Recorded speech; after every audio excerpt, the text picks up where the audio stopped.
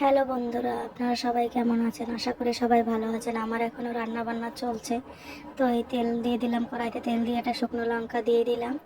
শুকনো লঙ্কা দিয়ে দিয়ে দেবো মাছগুলো। সব মাছ ছেড়ে দেবো এখানে।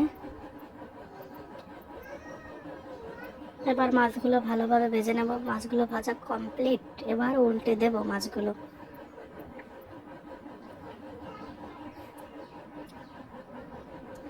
এরকম করে মাছগুলো ভেজে নেব। এই মাছগুলো একটু নরম হয়, তাই একটু বেশি করে ভাজতে হয়। তোমরা কারা কারা এই ভোলা মাছটা খেতে ভালোবাসো অবশ্যই জানিও। আমাদের ঘরে সবার প্রিয় এই ভোলা মাছটা। এরকম করে ভেজে নিয়েছি। অন্যগুলো এরকম করে ভেজে নেব। পাওয়ারটা গ্যাসের বাড়িয়ে দিলাম। হয়ে গেল কমপ্লিট, এটাও ভাজা। উল্টে দিলাম। ভাজা হয়ে গেল মাছ। ওই তেলের ভিতর দিয়ে দেবো আবার আলুগুলো ছেড়ে দেবো। ওই তেলের ভিতরে আলুগুলো ছেড়ে দিয়ে লাল লাল করে ভেজে নেব হলুদ নুন দিয়ে। হলুদ দিলাম,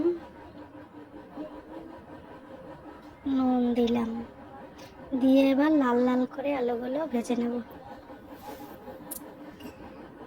যত বেশি আলু ভাজবে অত টেস্টি হবে। এই যে লাল লাল করে আলুগুলো ভেজে নিলাম। উঠিয়ে নেব এবার আলুগুলো। এই তেলের ভিতর দিয়ে দিলাম আরও একটু তেল দিয়ে দেব মশলা। তেলটা গরম হলে, তেলটা গরম হয়ে গেছে, এবার এই মশলাটা ছেড়ে দেবো। এখানে রয়েছে পেঁয়াজ, রসুন আর কাঁচা লঙ্কা, জিরের গুঁড়ো, ধনের গুঁড়ো, হলুদ, নুন দিয়ে ভালো করে মশলাটা কষিয়ে নেবো। এই তো মশলাটা এরকমের হবে।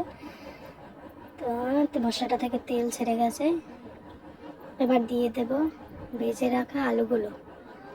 এই যে আলুগুলো ছেড়ে দিলাম।